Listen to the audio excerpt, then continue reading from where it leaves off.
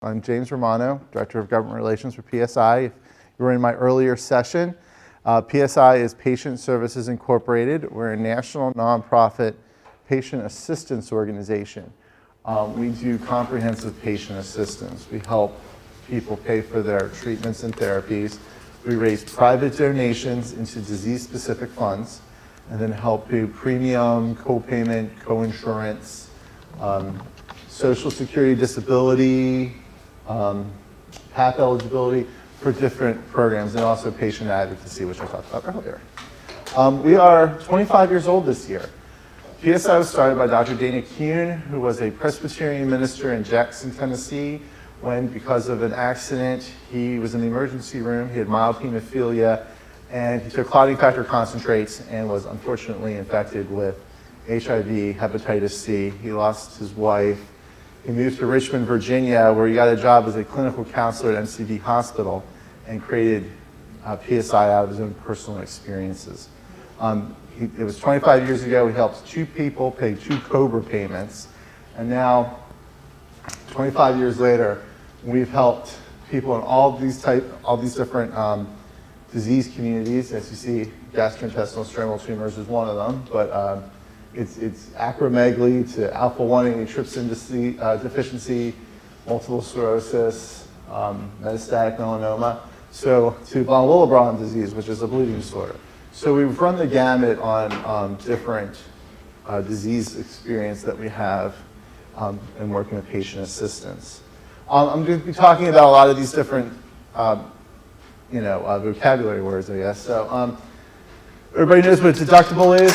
Usually after you pay your health insurance premium, you have to satisfy a deductible, which means that you pay for the costs until you have a certain amount. Unfortunately, some of them can be high, like $2,500. Some of them can be $500. But it's an out-of-pocket amount before the plan begins to pay any benefits whatsoever. So it's kind of like, okay, you pay your premium, and then you pay your deductible. After that, you sometimes have co-payments, which is usually a set of money, $25, $10, $5, or, and I think this is more pernicious, co-insurance, which is a percentage. So it's not a fixed dollar amount. It is a percentage of your drug costs.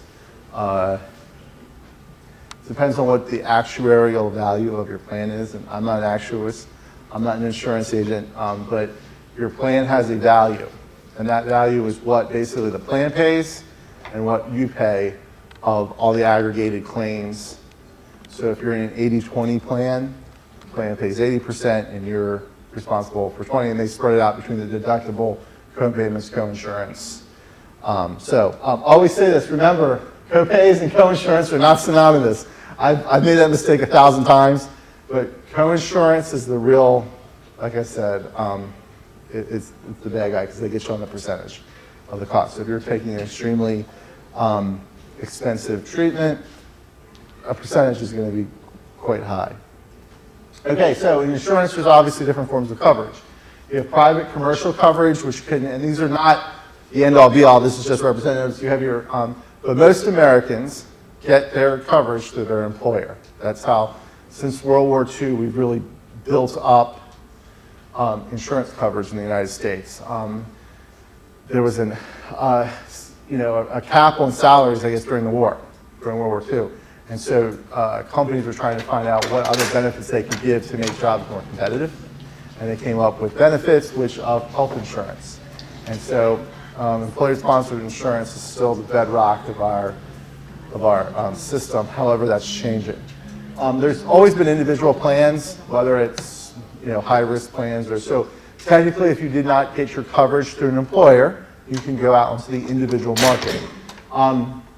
Pre-ACA, you better be healthy because really very few individual plans would take people with pre-existing conditions unless it was a high-risk insurance plan or a HIPAA plan like an open enrollment plan or a guaranteed issued plan. So a lot of those now are still around. A lot of states also have what were called high-risk insurance plans. And those were state-funded and federally funded plans in the states, a plan, and then people who either had pre-existing conditions and or lost their jobs because of the Trade Assistance Act could go purchase insurance. They're very expensive, And most of those have gone away now with the Affordable Care Act. And here's another important one. Now we have the marketplace plans. Each state has marketplace plans, which is the health insurance exchange, or I would call them the ACA plans.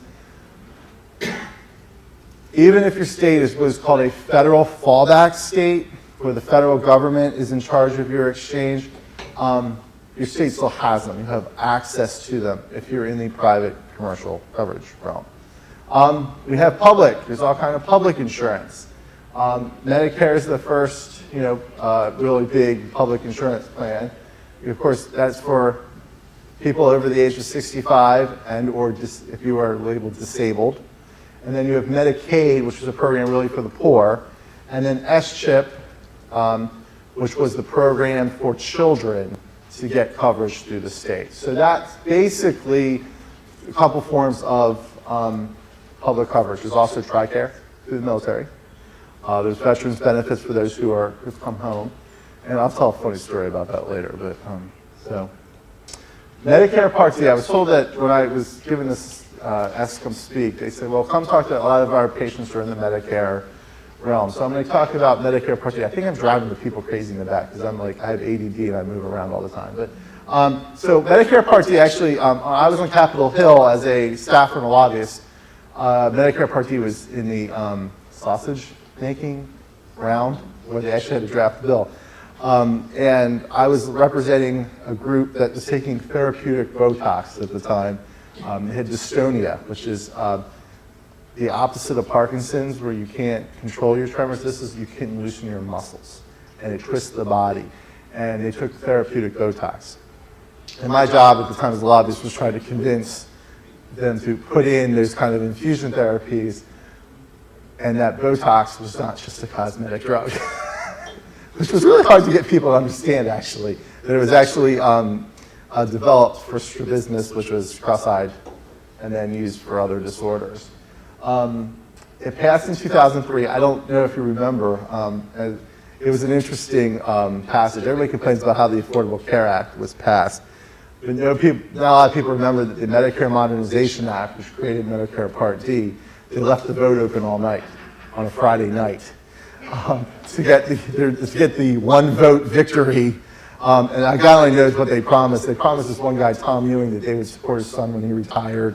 I mean, there was all kind of deals made, but they got the requisite number of votes. And at like 6:45 a.m., they gavelled the vote down. Now, if you go to Washington, D.C., the initial vote's supposed to be 15 minutes, not 10 hours. So it was very interesting. However, Part D has been an extremely successful program. And it has become 50% under budget every year. People have been quite satisfied. The satisfaction rates are quite high. So what is it? Well, it's a prescription drug plan. It's guaranteed coverage. So every person with Medicare can elect to get into a Part D plan. Now, you do not have to. If you had in New York, New Jersey, Pennsylvania, Connecticut, a lot of states had actually very generous senior patient assistance programs. I think in New Jersey it was called PAD. In Pennsylvania it's called PACE. They were senior citizen drug programs. It wrapped around the benefit, so you don't actually have to elect coverage. If you were a state or federal employee and you retired and you had a great retirement package, you didn't have to elect Medicare Part D. However, it is guaranteed coverage. The plans that you have to choose from are private plans, so it's not like you're on a government plan. Humana, Aetna, these are private plans you have to choose from. There's an open enrollment period, which I think starts next Saturday, actually, a week from today. And then it goes through early December where you can choose your plan.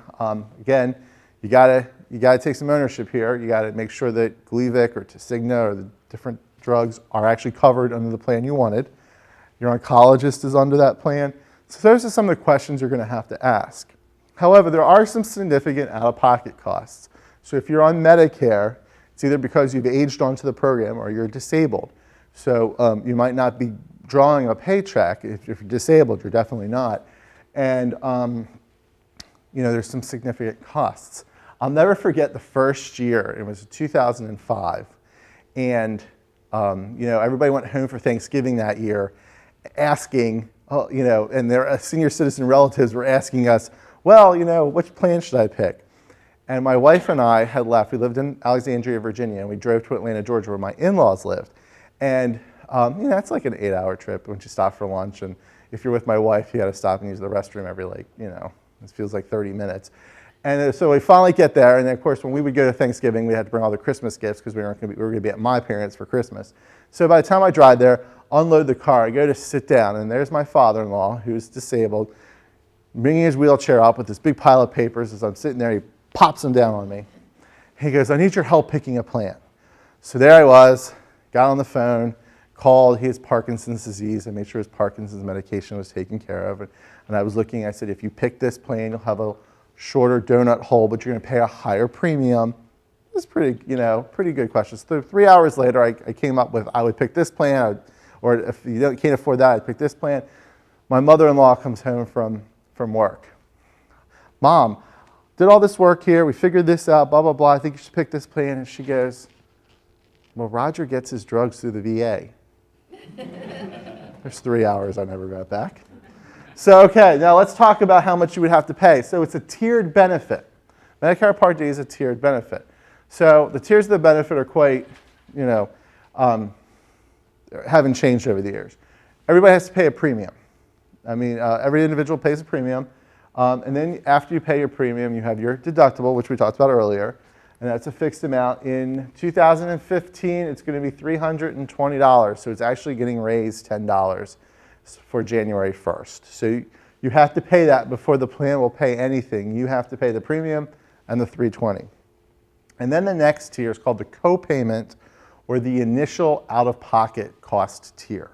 And technically, under the law, the individual pays 25% of all costs up to a certain dollar amount, and then the plan pays 75%. So the dollar amount goes from $320 to $2,960. So you're going to be responsible for 25% of those costs. Now that's if you're not taking a specialty drug like Gleevec. If you're taking a specialty drug to treat your GIST, it's more money. Why? Because of what is called the specialty tier. The Medicare Modernization Act created the specialty tier. And for all medications over $600 a month, the plan has the right to opt to pass along greater costs to the consumer, or I like to say patient, but to the consumer. And that could be up to 33 or 45. Actually, I have patients who've chosen plans with 67% out of pocket in this. So that's the percentage of this that they have to pay. Now, that's interesting. It's crazy. But of 50% of the patients that PSI deals with, we help 23,000 Americans, by the way. 50% of those are Medicare Part D beneficiaries. Of that, 12,000 people, close to 90% of them are in the specialty tier. So we're paying 33% or higher for most of the patients that we're dealing with, and those are you guys. The GIST population, CML, those type who are taking these specialty drugs. So that's actually a higher cost that's happening.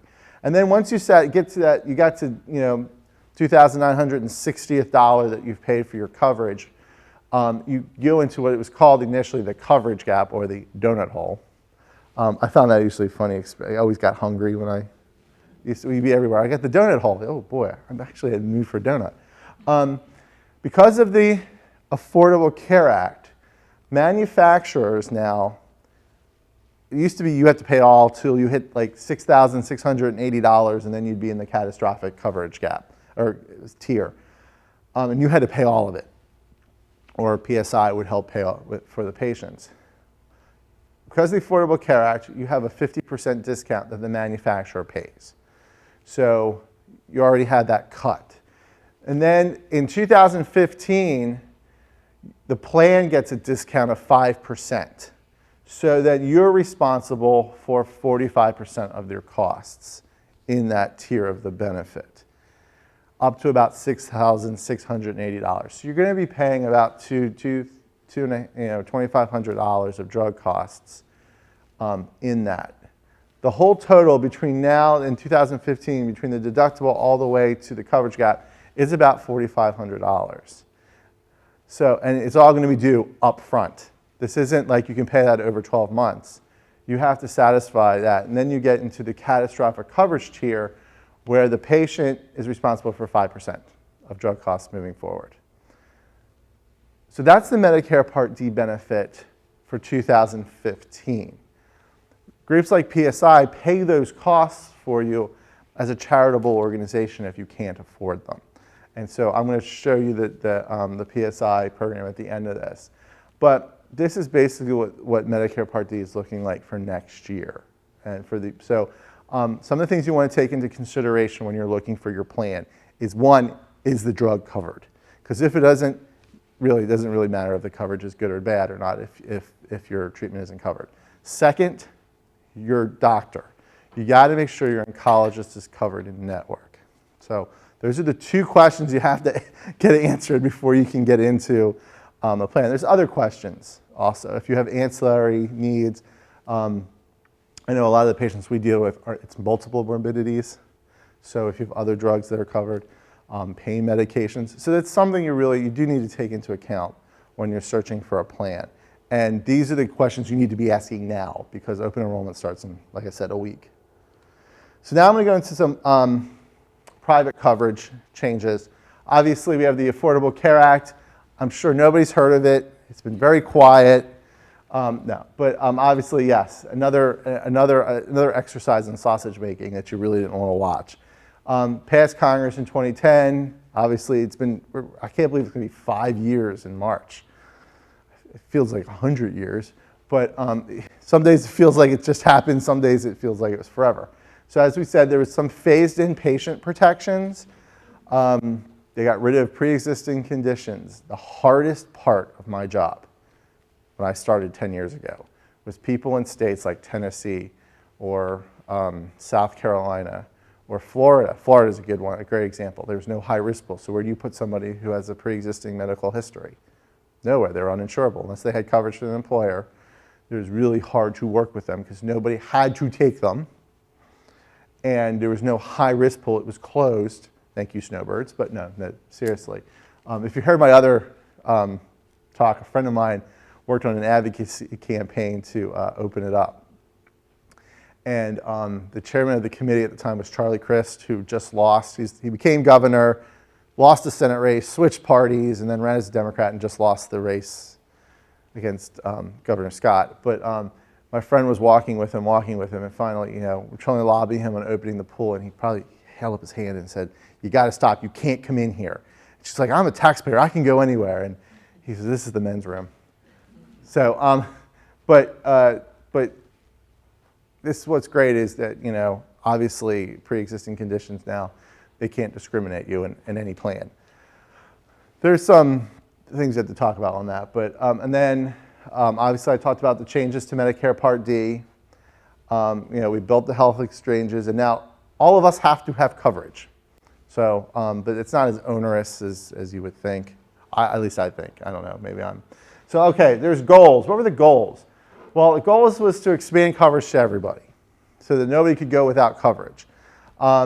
So ending the practice of discrimination against people with medical histories.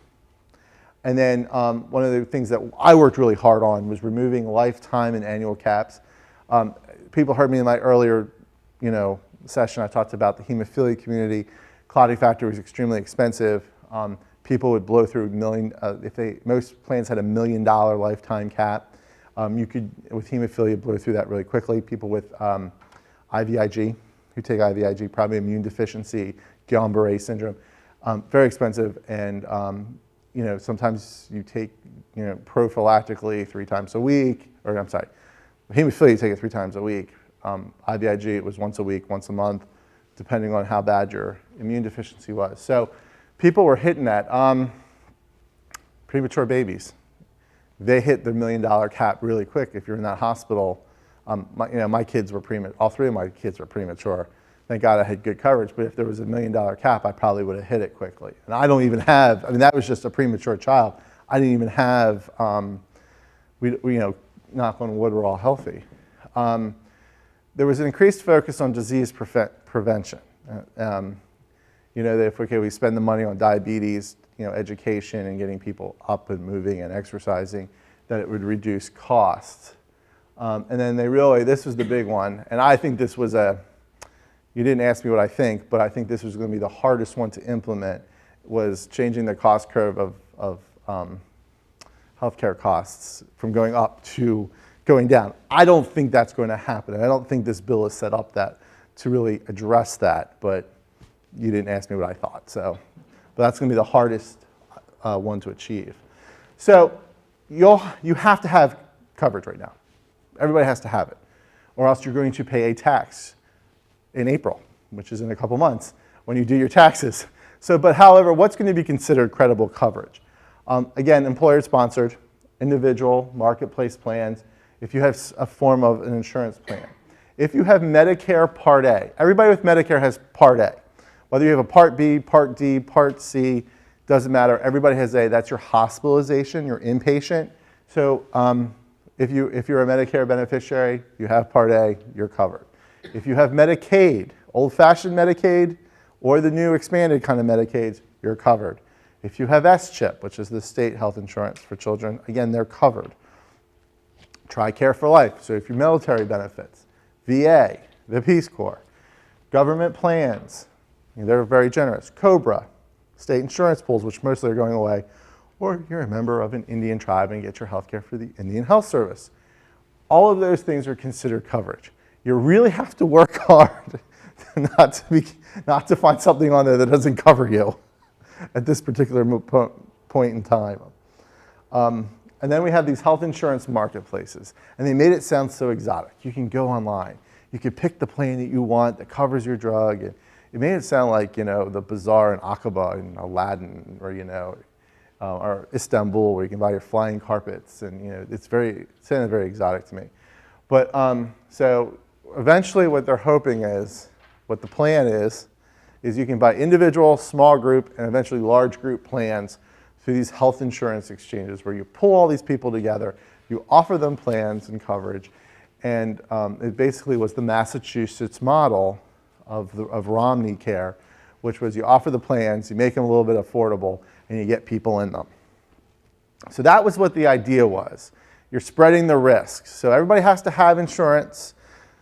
So we'll get healthy people like Jim Romano, sick people like my uncles and cousins with hemophilia. You get them all in this, they're all, and then we'll offset the risk. Jim Romano will pay a little bit more, which I'm glad to make sure that everybody has coverage. That was the general idea. It hasn't worked out quite that way. There's obviously a structure of benefits in provider networks. This is where one of the advocacy issues are for the future. They're pretty narrow networks, and if you go out of network, they're not covering the costs. And we were actually talking about this. Not only that, you know, a lot of the patient, like the insurance cap issues, don't apply. So it doesn't count, you know, they'll put a cap on your benefits maybe if you go out of network. So it's something you need to take into account. I hate to say this, but everybody's going to have to read their plans. I think it's the most boring thing in the world. It puts me to sleep. It's a cure for insomnia. But then if you don't know what's in your plan, you know, then I don't know what to tell you. You're going to have to learn what's in your plan. You're going to have to ask questions. Obviously, we're going to talk about this too, some premium and cost sharing subsidies that if you're electing in the exchanges that you are going to be, that you may benefit from. So, okay, there's going to be some types of plans. Really quick, I feel like I'm at the Olympics. Bronze, silver, gold, platinum. Again, it's based on actuarial value. So if you pick a bronze plan, you know, you're going to be responsible for 40% of the out-of-pocket costs, but I guarantee you your premium is going to be a lot lower. A platinum plan, obviously, they pay 90%, you pay 10% of your deductible and your co-insurance and such, but you're going to pay a higher premium. I mean, that's just the way it is. So there's the 4 types of plans, and then there's this 5th, and God knows I'm not going to qualify for it anymore, but it's basically a catastrophic limited benefit plan for our young invincibles, 25 to 30, 21 to 30.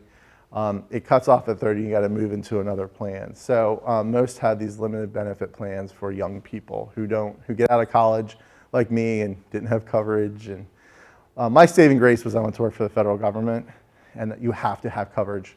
You can't say you don't have, they won't let you work for them without some kind of insurance coverage. So that was my saving grace. That I got married to a very smart woman who actually liked paperwork.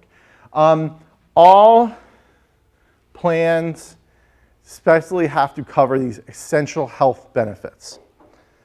Obviously, you see one of them is prescription drugs. However, that if you're not an essential health benefit, a lot of the patient protections with the, like I said, the insurance caps, there are no annual caps, no lifetime caps, don't apply. So we have to make sure that it's essential and it's in network. Okay, so there's three kind of ACA marketplace models. One of them is a state-based. That basically what happened was the states decided they were going to run it. They didn't want the feds involved. They were in all aspects of designing it, building the assisters, and getting the plans. Then there was a partnership, which the state retained some of the functions but brought the feds in.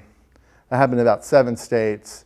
And then the majority of them just really let the feds do it, which I would have, if I were a governor, even if I was a Democratic governor, I probably would just let the feds do it. But that's just me. There's a lot of consideration. What you really need to consider is what percentage of cost do you want to pay? And what cost do you want the plan to pay? Like we talked about, if you're going to give a higher benefit plan where you want the plan to pay more costs, great, you can do that. But you're going to have to pay a higher premium, and your subsidy, if you want to take an insurance subsidy, will only cover you up to the silver plan. I'm just, unfortunately, that's the way the law is written. Okay, so you can get some premium tax credits. Here's just an example. Patient's 45 years old, makes about 250% of the federal poverty level, which is about $28,000. The annual premium for a second lowest silver plan, so we have that silver plan. Annual premium is $5,700. The tax credit will be about $3,400. So then they're responsible for the rest of the payment. If they had a gold plan, which is $7,700, you're going to have to pay the extra $2,000. You get it to a certain level, and then you have to pay, or you come to PSI and you ask. So, but like I said, call PSI for assistance. So, but that's something you need to think about. Again, you'll have lower costs when it comes to out of pocket. You'll still get some kind of subsidy, but you're going to have to pay the difference if you pick higher tier plans. Consideration, what are your deductible and out-of-pocket maxes? You need to know that. Each plan, it's like $6,000, out-of-pocket cap for an individual, and it's close to about $11,500, $12,000 for a family. That's your out-of-pocket limit. So those are two things you need to take into consideration. Again, you really have to make sure that your physician, and we're dealing with specialists. And I thought Marcus did a great job earlier in saying people, regular doctors sometimes don't know what GIST is. So it's very important that the oncologists that you work with and your specialists are in network when you pick a plan. You're going to have to, if you have to call, please, I urge you to make sure that's the case. Does your plan cover your preferred hospital or oncology center? Obviously, we talked about the treatments. Please understand what your liability is, co-payment, co-insurance. And then this is my question. See if it's in the specialty. If your insurance, most private insurance now have adopted specialty tiers, tier 4s, where they're passing that co-insurance on to you. So you need to figure that if not only does it cover your drug, but what tier your drug is in for the prescription drug benefit. So those are something you need to take into account. Obviously, there's affordability concerns. I think the important thing you need to know here is that silver plans will have both tax credits for cost sharing and premium. So if you elect a silver plan, you could get up to 2 tax credits, one for the premium. And I'm being told that I'm going to move this along. So so we're not finished with advocacy yet. The Affordable Care Act as it is now wasn't supposed to pass. It was a placeholder, but then, the Democrats lost the Senate race in Massachusetts, and, so they passed a very imperfect bill, but it passed. So we're having a problem. CMS has decided not to let charities like PSI or give the option to insurance companies to whether to accept charitable payments from third-party entities. I was like, you want everybody to have coverage, but now you're going to say, well, hold on a second, if you're working with a charity, it's up to the insurance plan if they're going to accept your check or not. So I'm currently working very hard on this one. And obviously, making more, less narrow networks, which is a big deal. And obviously, we're working on specialty tier legislation in federal bill HR 460 and in the states. So it's something that you could be involved with. I'm sorry I'm going through this kind of fast now. I want to make sure you got this. PSI has a program for GIST patients. It's a co-payment, co-insurance program. We offer for all forms of public insurance coverage. So for Medicare patients, patients can have incomes up to 375% of the federal poverty level. You have to be on, obviously, an FDA-approved oral chemotherapy. I will say this, please go to our website, www.patientservicesinc.org. There's a pre-screening tool to see if you qualify. Fill it out, and then it'll start having you see whether you qualify for the program or not, which you probably will. 93% of all people who are referred to us do go onto our service. And then it will also prompt you to start filling out an application. So I really urge you. You can call me. I'm gonna leave this up for 2 seconds, then I'm gonna do the final screen where it has my contact information. And if you have any problems going through the website, then contact me. So does everybody have this? Who wants it? Okay. And here's my information. Here's my direct line at the office, and here's my email. Please call me, email me questions. Does anybody have any questions? So the big thing I want you to take away from is when you select the plan, whether it's a Medicare Part D plan or a private insurance plan in the marketplaces or anywhere, does it cover your treatment? That's question number one. Does it cover your doctor? Does it cover then any ancillary supplies? And then question number four, what tier is it in? What tier is your treatment in? Those are four very specific questions that you need to know, because then it'll help you make decisions on what plan to do. We can't tell you what plan to pick. Even if I know everybody's in a certain plan, I can't tell you what plan to pick, because that would be considered enticement or inducement. So, but those are the questions that I would answer. Are there any Medicare Part D plans that use a copay rather than a percentage when you use specialty drugs? I don't, not that I know of. It might. Each can be written differently. Most I do with have because that initial coverage tier. Even 5%.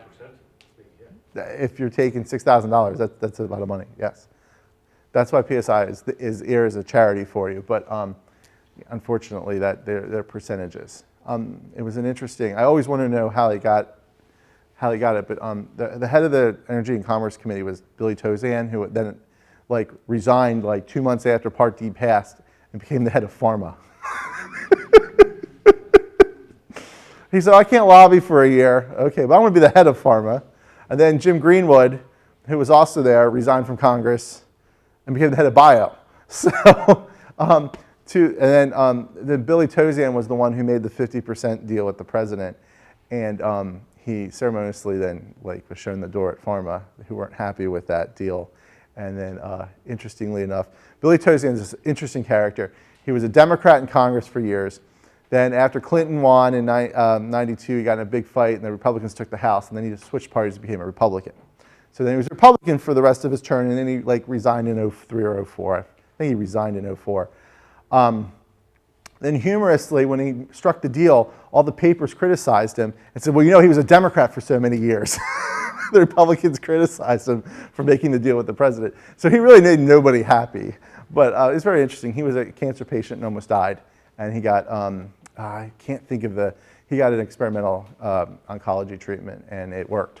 I forget which one it was, but he talked about how he thought he was going to die, and then he survived, and he got this great job with pharma.